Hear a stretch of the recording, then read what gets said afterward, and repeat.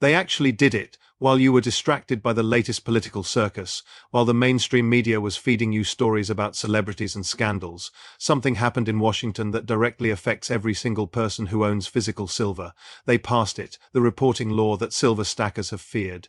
For years, the regulation that transforms the relationship between precious metals owners and the federal government, and it takes effect on February 15th, not next year, not in some distant future, weeks from now. I'm Raoul Pal. I spent 20 years at Goldman Sachs and GLG Partners, running one of the largest global macro funds in Europe. I've watched governments implement financial surveillance for decades. What I'm seeing right now is one of the most significant shifts in precious metals regulation in my lifetime. The government is not coming for your silver. Not yet, but they're building the database that makes confiscation possible. WHA changed. Here's what changes on February 15th. Precious metals dealers are now required to file currency transaction reports for any cash purchase of $3,000 or more. The old threshold was $10,000. The new threshold is $3,000. At current silver prices of $32 per ounce, $3,000 buys you about 94 ounces. Under the new rules, virtually any significant silver purchase triggers a federal report. But it gets worse. Dealers must also file suspicious activity reports for any pattern of transactions that appears designed to evade reporting. If you buy $2,900 on Monday and $2,900 on Tuesday, the dealer files a report flagging you for potential structuring. Structuring is a federal crime. 5 years in prison, $250,000 in fines. You don't have to actually be evading taxes. The mere appearance of avoiding the threshold is enough. WHA information is collected. A currency transaction report includes your full legal name, your social security number, your address, the amount purchased, the products purchased. This information goes to FinCEN, the Financial Crimes Enforcement Network. It's stored indefinitely in federal databases. It's accessible to the IRS, FBI, and any law enforcement agency with authorization.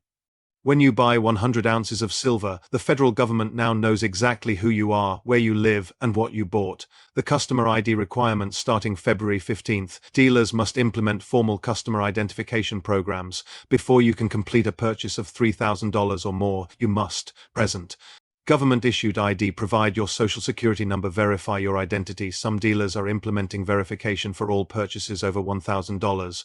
The days of walking into a coin shop with cash and walking out with silver, no questions asked, are ending. February 15th is the deadline. Why is this happening?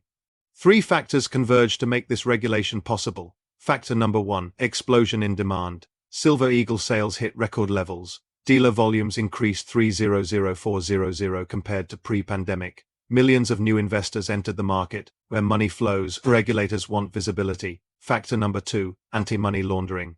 Priorities. The Treasury Department has made expanding financial surveillance a core policy.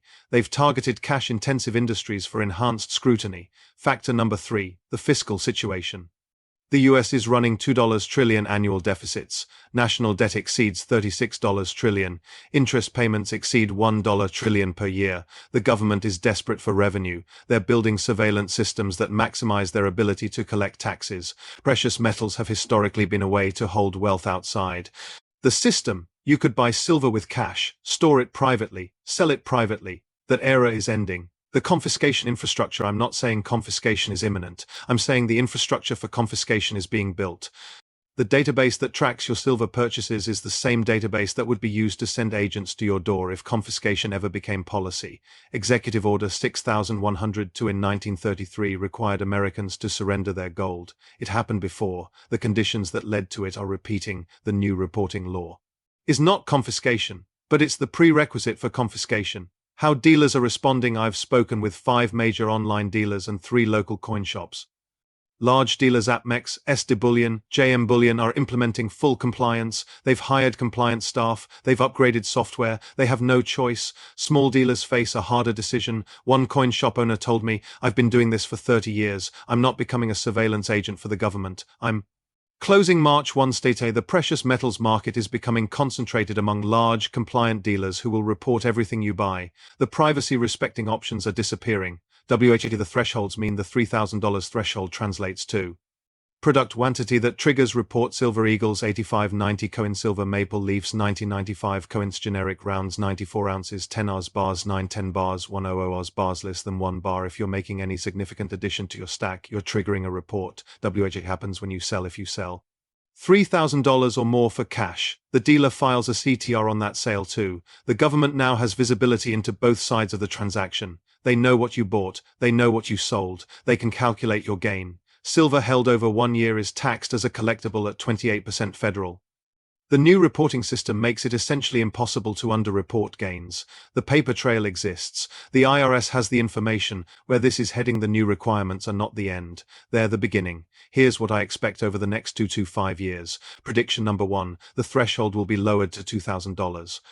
Then $1,000. At $1,000, buying just 31 ounces triggers a report. Prediction number 2, numismatic exemptions will be eliminated within 3 years. Prediction number 3, private sale reporting will be implemented.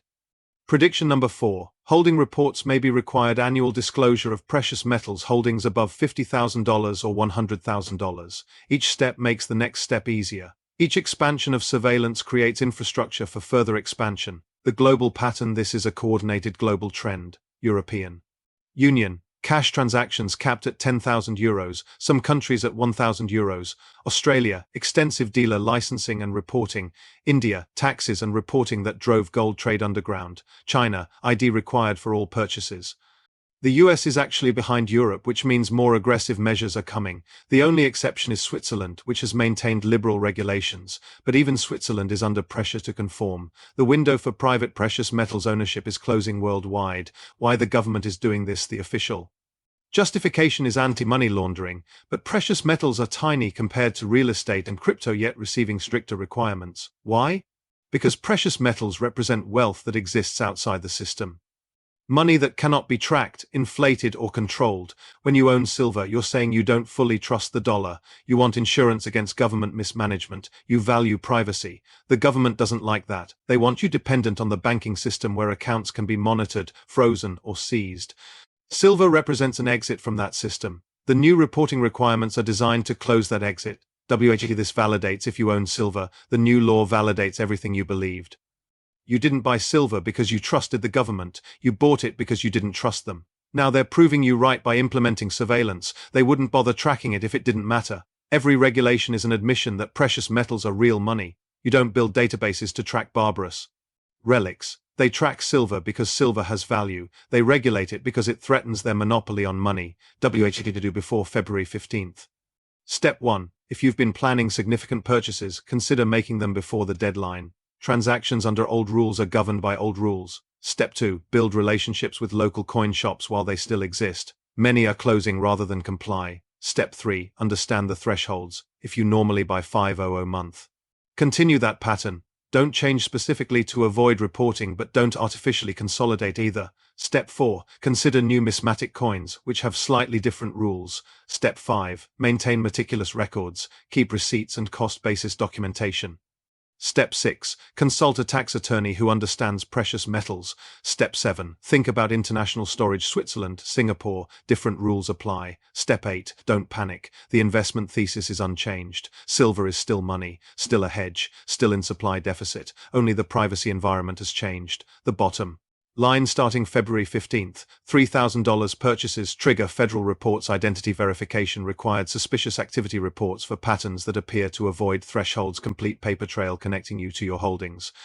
The infrastructure for confiscation is being built, but here's what I want you to remember. The government is doing this because they're afraid of citizens who hold wealth outside the system, afraid of assets they can't track, inflate, or control. Your silver represents independence, freedom, reparation. The new law doesn't change that. It confirms that the government views your independence as a threat. Hold your position, maintain your stack. The people who prepared for 2008 were called paranoid until they were proven right. February 15th is coming. What you do between now and then matters. Get ready.